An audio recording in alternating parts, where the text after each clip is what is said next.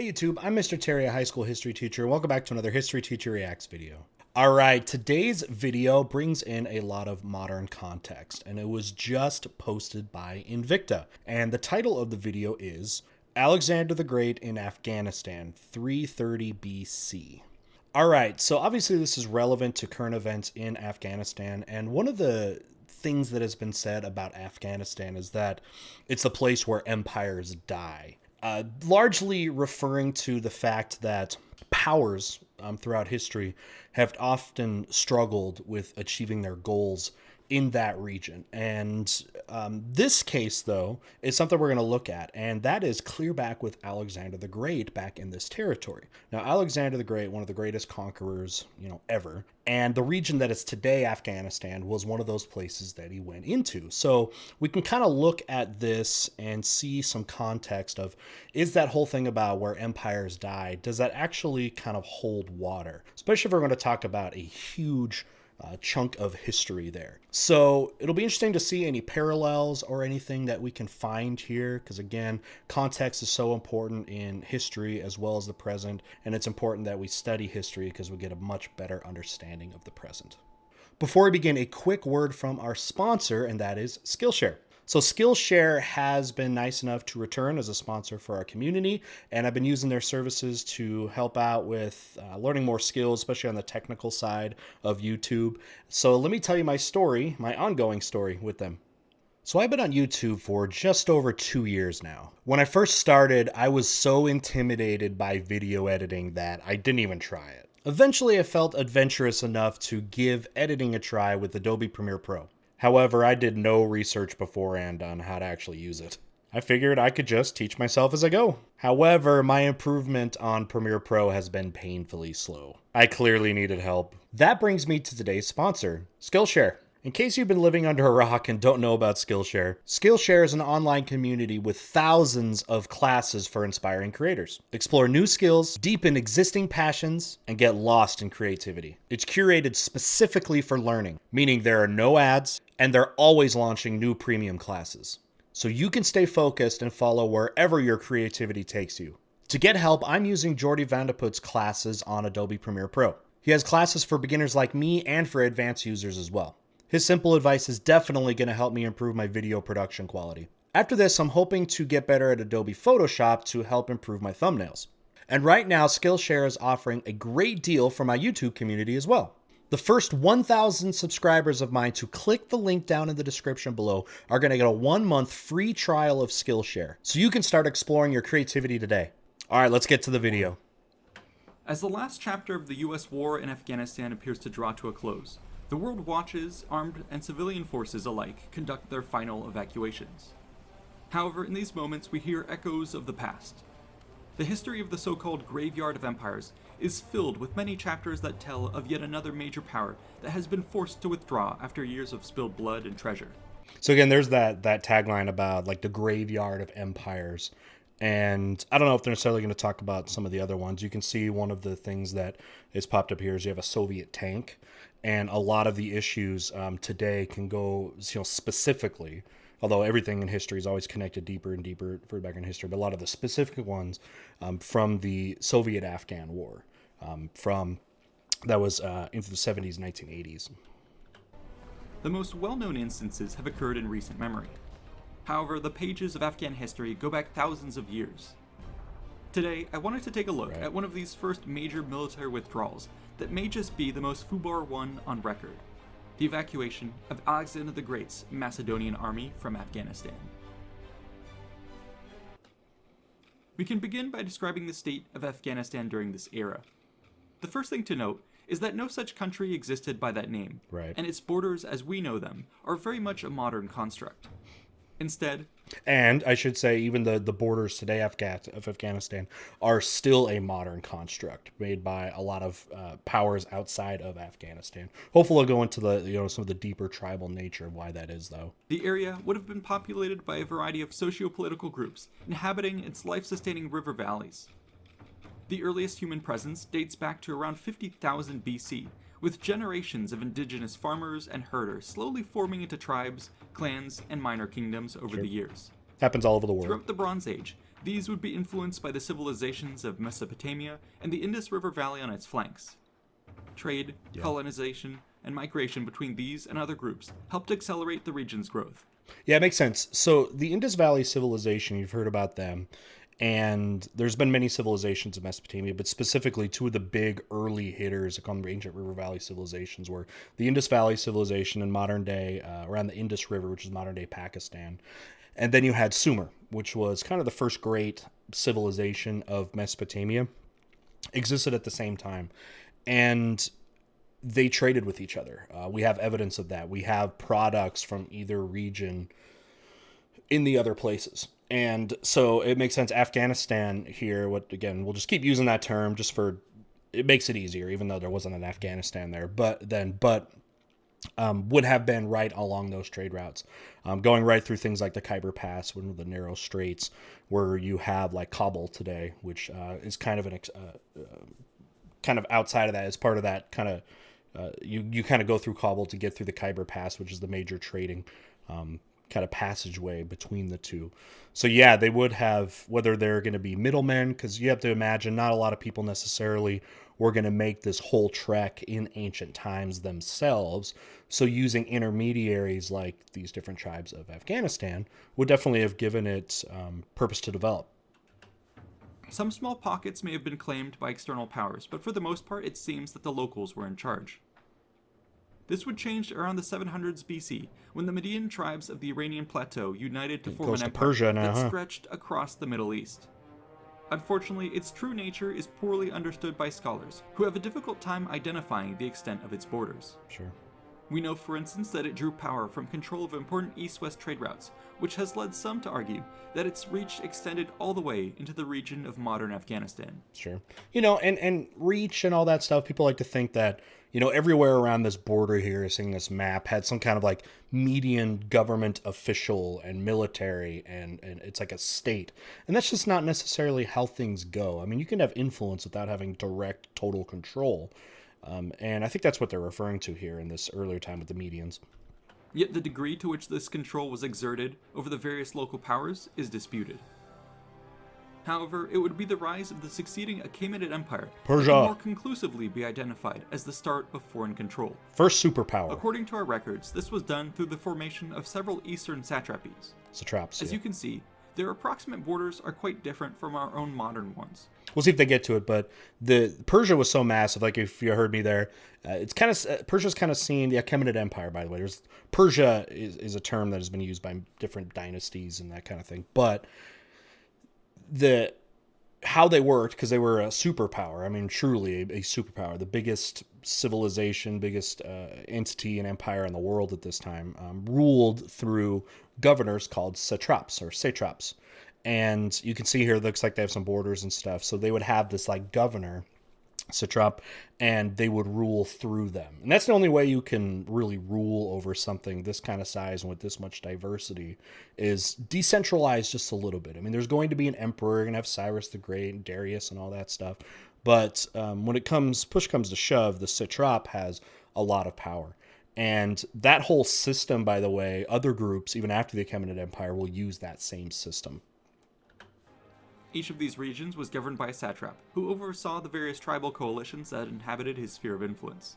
New cities and fortresses were built to enforce control, while taxes and manpower were extracted. While somewhat remote, these satrapies were still important to the Achaemenid Empire. They were host to productive farmland, controlled key trade routes, produced valuable goods like wine, and supplied excellent forces to the royal army. Bactria to the north was so important as a base of power that it was often ruled by the crown prince or heir-to-be, and was known as the land of 1,000 gold cities. Yeah, the Bactrians are going to be a big part of the history of this entire region. You can see them. They were up here. They've been the foundation of other empires, Persian empires. Could go on and on about the overlooked history of this region. Also, keep an eye on this group over here, the Parthians, as well as Medians, Parthians, Bactrians, three of the most famous of these different regions and groups. We'll have to wait for another video.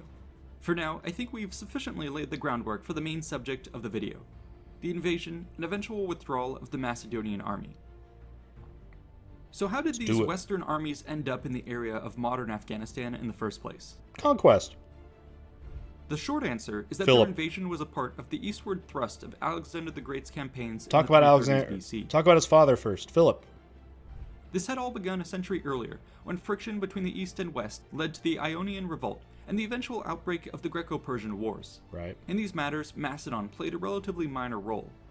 However, when this northern kingdom Yeah, rose to hold on. Macedon. Yeah, Macedon has always had kind of an interesting relationship up to this point in history with the Greeks, where they're kind of like they're Greeks, but like the Greeks themselves and the Peloponnese in that area, they never really saw the Macedonians as like full Greeks. They were like awkward cousins or something like that. But it's after a lot of the instability and all the stuff that happens as a result of the Persian Wars, and then the ensuing civil war, the Peloponnesian War between Athens and their allies and Sparta and their allies, where Macedon kind of creeps up and becomes the power of the region there. So glad they're going back even further back to these Persian Wars. The first Persian Wars, if you want to call them that, if you want to consider that the pre-Macedon era. power in the 340s BC under Philip II and came to dominate Greece, they would take up the mantle of this conflict as a way to unify the Hellenic world against a common enemy. When Philip was assassinated, however, it would be his young heir, Alexander, who carried out this vision. Yeah, Philip wanted to be the one to conquer Persia. Alexander, that was not original idea to him. He just was following in his father's footsteps. Over the next decade, he would lead an army of around 40,000 to gradually break up and consume the vast Achaemenid Empire. Which isn't that much. 40,000 for he's going to conquer a world superpower. That's really impressive. In a decade, too. First came Anatolia, then the Levant, then Egypt, and finally Mesopotamia. Right. Such victories brought glory, territory, and treasure beyond measure. However, for Alexander, this was not enough. The King of Kings, Darius, had escaped his clutches and was fleeing to the remaining eastern satrapies. Yeah, Alexander wanted to capture him himself. He was on a manhunt there. He was going to capture Darius, the emperor. And when you look, if they show like the map of his conquests of basically Persia here, it's a pretty wild line. It looks like it doesn't have a lot of rhyme or reason when you look at it, but it makes sense when you see that the Darius is basically running around. It's going to look crazy. Like it's going to be going all over the place in weird patterns, but that's why. Could not stand. He must be defeated once and for all. Thus, Alexander dragged his army in pursuit of the leader without a throne. Along the way, he would put down local resistance, negotiate treaties, establish garrisons, and build new cities to incorporate these lands into his growing domains. Hope they say what happens to But the Darius, satisfaction though. of victory would be denied him by Bessus, the satrap of Bactria, who in the summer of 330 BC had Darius mortally wounded and left by the side of the road. This diversion simultaneously facilitated his own escape. This enraged Alexander, who vowed to have the traitor brought to justice. Right. Yeah, so they started chasing him. Alexander was so pissed because he'd been chasing around Darius and wanted again to capture the emperor, right? And when Darius gets killed, that pisses off Alexander so bad because he's like, I wanted to do that. So what he ends up doing is chasing down the guy that killed Alexander and wanted to go on a manhunt for him now. He wasn't just like, oh, I guess it's over, or the empire's fallen or something. And no, he was vindictive about it. He wanted to be the one. So then he devotes himself to fighting the guy that killed Darius. However, retribution would have to wait for now, as more pressing matters were attended to. Yeah.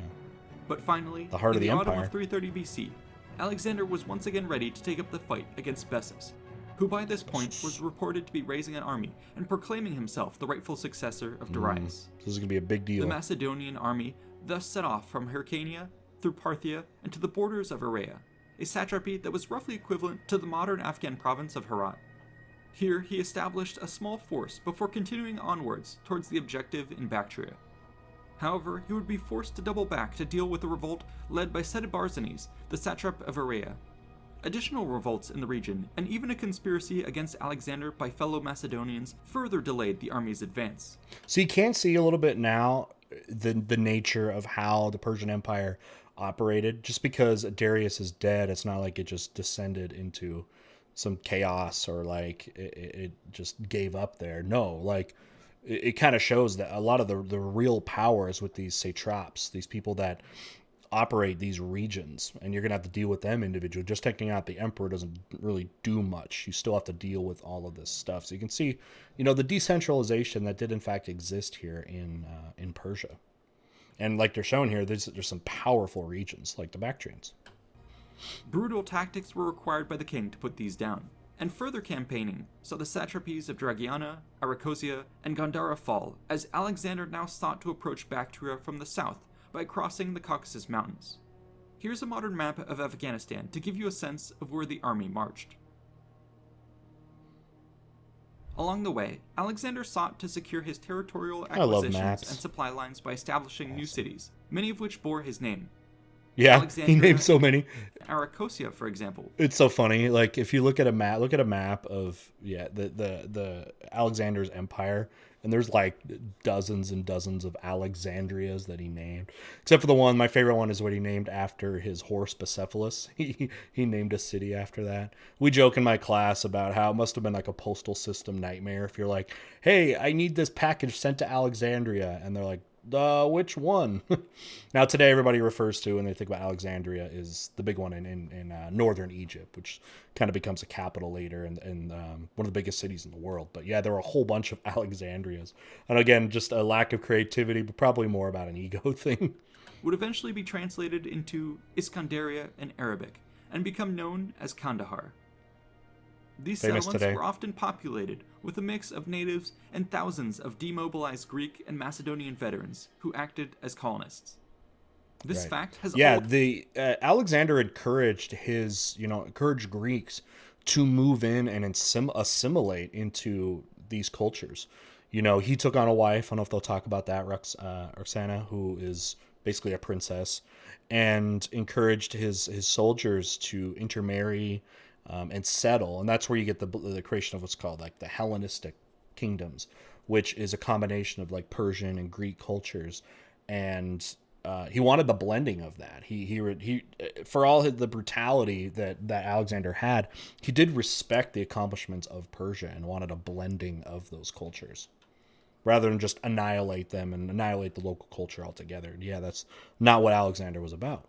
Always impressed me. The idea that soldiers who had marched literally thousands of kilometers would suddenly be deposited at the ends of the earth to start a new life sounds insane. And yet it happened. For some, this was a once-in-a-lifetime opportunity to start anew, which they embraced. For many, though, they viewed these postings as punitive. But perhaps the situation was tolerable, knowing that for now Alexander was still by their side, campaigning in the area, and they might soon return home once operations were completed. Right. Along those lines, the main Macedonian force was now bearing down on Bessus in Bactria. The foe retreated in a scorched earth maneuver back across the river Oxus. Scorched earth, basically destroy all your stuff while you retreat so that the enemy can't have it. Alexander crossed at a lightning pace and managed to finally capture his target alive. However, this did little to pacify the region. The Macedonians were deep in foreign territory and seen as vulnerable. The Sogdians and Bactrians rose up in revolt under the direction of the warlord Spidomenes, with Scythian forces further adding fuel to the fire by swarming across the border to take advantage of the chaos. For nearly 2 years, Alexander would be bogged down in bloody fighting. That's cool looking. Skirmishes, ambushes, pitched battles, and dozens of sieges. In many ways, combat differed from the battles in the West, and Macedonian battle tactics had to evolve to meet the fierce challenges that faced them in this new theater of the world. So Sarah, what different challenges I'd be aware of specifically are you facing here in this region? One of the most cinematic of these engagements would be the assault on the great fortress of the Sogdian Rock, thought to be impenetrable by its defenders. Well, if it's like that on a hill, that makes sense. The Greeks were good at siege warfare, though. Under Alexander, they had to deal with that over in the west. However, one night, Alexander would send a picked force of 300 men with ropes and tent pegs to climb its steepest face. 30 died in the ascent, but the remainder managed to claim the heights. The miracle of their accomplishment so shocked the enemy that they surrendered immediately. This should give you a taste of the intensity of the conflict and determination that Alexander pursued, which saw tens of thousands perish, and which saw the great Macedonian king himself even narrowly avoid death, once having his leg shot through with an arrow, and another time suffering severe illness from fetid Took an arrow to the knee. But finally, in the summer of 327 BC, the Macedonians were able to stamp out the last of the resistance in the regions that made up modern Afghanistan and its surroundings. Yep. Peace, supposedly, had come to the Middle East. How many times has that been said, right? Victory, though, now allowed Alexander to prepare for yet further conquest in his forever wars. Gotta get to this India. time aimed eastwards into India. Yeah. Behind him, he would leave an occupation force of some 10 to 30,000, with numerous convoys of reinforcements and supplies that were making their way across the lands. That's been another challenge, too. I mean, getting through the Hindu Kush. Understand, too, I mean, yeah, you have the Hindu Kush Mountains, which are very difficult to pass through. That's why the Khyber Pass is one of the only places you can really do this. Also, keep in mind that the Greeks have, Macedonians, however you want to call them, have been fighting for 10 years, right? 10 years. They are worn out. I mean, it's been much of their lives. They eventually, cross, after all these horrible, deadly battles here in Persia.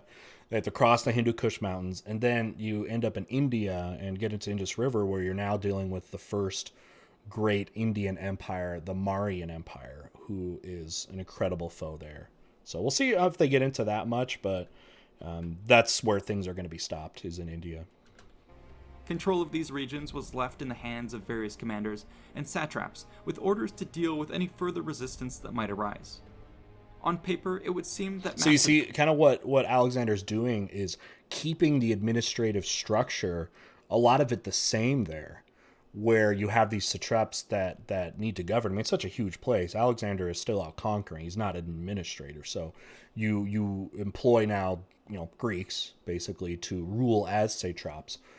Which is going to provide some problems in a way, because they're going to be ruling over a non-Greek majority. And, if you know about the history later, eventually the Greeks get booted out over time, and we're returned back to Persian rule. But that's going to take a long time. Had conquered Afghanistan. But in reality, we can only ever speculate to what degree control was exerted beyond the local urban centers. It's sure that a great deal of power remained in the hands of local tribal chieftains, with whom the foreign authorities had to negotiate for support. We hear little of what transpired in these lands during the nearly 2 years that Alexander spent in India.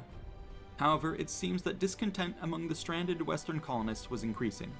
When news came of Alexander's near death in the siege against the Malians, some settlers began to abandon their posts. News of his survival, though, restored some order, and the people were perhaps placated by promises of a brighter future when the king finally completed his campaigns and could deal with the internal issues of the realm. Unfortunately, though... Let's not forget, he lost, essentially, with them. They're dealing with the Marians and their battle elephants and all this stuff, and they do strike a deal with each other that ends up sending the Greeks back. But from what I understand, Alexander is still, after having to leave kind of India, was still committed to eventually, taking it. But you're going to see what happens to him here before he can do that. This would never come to pass, as Alexander the Great would die shortly thereafter in June of 323 BC. Yeah. We were told by Diodorus of Sicily that this was the straw that broke the camel's back. A revolt now swept across the Hellenic settlers of the eastern satrapies. By the way, still kind of a little bit mysterious as to his death. I mean, he's only in his early 30s. There's been a lot of hypotheses about that he, I think the historian of the time called he died of a fever, but what does that mean? There's been all kinds of speculation. Things like he basically drank himself to death, had his own health problems and his own personal life issues with his relationships there. Some people have gone to say poisoning. I don't know if we'll ever know for sure. But there's still some speculation about what happened to him. But yeah, he was young. I mean, this stuff happened so quick. Not only was he unable to return to India, he was never able to rule his empire. I mean, he died quick, and then immediately he's going to break up. I'm sure they're going to get to that, but this will never, what you're looking at here on the map, will never be a unified Greek empire. Some simply packed their bags and left. Others banded together to elect their own general, who in turn is reported to have raised a force of some 20,000 infantry and 3,000 cavalry. On this occasion, we are left to imagine what the situation on the ground was like for the local natives. Surely, it was a dangerous and chaotic time for all. Meanwhile, the rest of Alexander's empire was on the verge of fracturing. Nominally, it was under the control of Perdiccas, who acted as regent, while a series of backdoor deals held the whole thing together with duct tape. In response to the uprising, he dispatched an army under Paithon to confront the settlers of the east who had taken up arms. Apparently, Perdiccas was so afraid that the commander he sent would merely strike a deal with the rebels and form his own breakaway satrap that he gave explicit orders for the Macedonian soldiers to kill all the rebels. Oh, jeez. According to Diodorus, when the Greeks who had wanted to abandon their posts in Afghanistan were eventually defeated, they received pledges of assurance that they could return safely to their colonies. I'll now let him describe the situation that unfolded. Quote, "When oaths to this effect had been sworn, and the Greeks were interspersed among the Macedonians, Paithon was greatly pleased, seeing that the affair was progressing according to his intentions. But the Macedonians, remembering the orders of Perdiccas, and having no regard for the oaths that had been sworn, broke faith with the Greeks. Setting upon them unexpectedly, and catching them off their guard, they shot them all down with javelins and seized their possessions as plunder." While I know many other attempted withdrawals from Afghanistan have been quite chaotic, I can't recall one in which the allies of the occupying force came in to deliberately massacre its own troops when they attempted to abandon their posts. At the same time, though, I'll admit, there are certainly debates to be had about whether or not this settler revolt should be considered a true military withdrawal on par with other planned exits throughout the ages. Yeah, it definitely sounds like an outlier, though, but interesting nonetheless. But semantics aside, this is as foobar a situation as I've ever seen it. Yet even still, the Hellenic world would not be done with Afghanistan. In the ensuing years, the rest of the empire would descend into chaos, as the various successor kings fought for their share of the realm. Well, and largely it was separated by Alexander's generals, who kind of divvied it up into 3 parts for the most part. Largely into the parts that it was like before, where it's basically going to be now a Greek ruler, though, of Greece, of course, a Macedonian ruler of Greece, one of Egypt, and one of, Persia. Eventually, Seleucus gained control of a large portion of the eastern lands, the biggest founding chunk. the Seleucid Empire in the process. He would send military forces and new waves of colonists to reassert control of the regions around modern Afghanistan. However, parts of these lands would later be ceded to the Mauryan Empire following a war in 305 BC. In the following century, the region would come to be ruled by a Greco-Bactrian kingdom, the easternmost Hellenistic nation in antiquity. It's a fascinating piece of history that gets buried in the overall story of Afghanistan and is well worth covering. But that will have to wait for another time. Yeah, a lot of people, I think, forget that, Afghanistan, I mean, its heart still has... There's a Greek chunk in there as far as Greek influence that's there. Largely gets forgotten. For now, we hope you've found the story we've told so far to be an illuminating hook into this overlooked part of the past. Yeah. A huge thanks to the sponsors for funding the channel. Patrons! And to the researchers, writers, and Love artists my who made patrons. this episode possible. Be sure to like and subscribe for more content, and check out these other related videos. See you in the next one. Cool. What else they got? Units of History, the Macedonian Companion Cavalry. Cool. Mysterious Life in Ancient Carthage. What was it like? That would be awesome, too. Awesome. Okay, let's talk about it real quick. All right, that was awesome. I'm trying to remember if I've covered Invicta videos before. I've known about Invicta, and they have awesome stuff. But this was great. I loved I loved the artwork, and wherever they got that stuff was awesome. If you heard me mumble earlier, I love maps and them using maps. I'm a learner that way. When it comes to history, I need to know what the geography is like. That just clicks with me, because it makes things a lot more sense in history. I love that they did that. But anyway, this was great, especially from a timing perspective of learning about the history of foreign groups in, again, what's today Afghanistan. And you can see a lot of the similar struggles and things like that of clear back, 2,300 years ago that Alexander and the Greeks had there. There's, similarities and difference. You can definitely do some compare and contrast. Actually be an interesting paper or something to write, comparing and contrast Alexander and the Greeks' experiences of Afghanistan with modern groups. You could pick anyone, the British, the Russians, the Americans, whatever. You could, do that. Be an interesting compare and contrast project to do. Anyways, this was awesome. I'm glad I was able to see that and get some more of that context. I teach this stuff all the time, but this went to a little bit more specific level to help me kind of conceptualize things there. and think of the big picture there.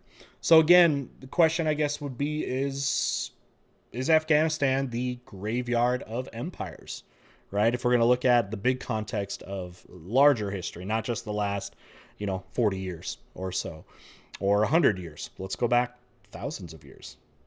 Anyways, all right. Thanks again to Skillshare for sponsoring once again. Definitely check out down below for the information of how you can get involved in Skillshare, just like me, start learning new skills, start honing those new skills.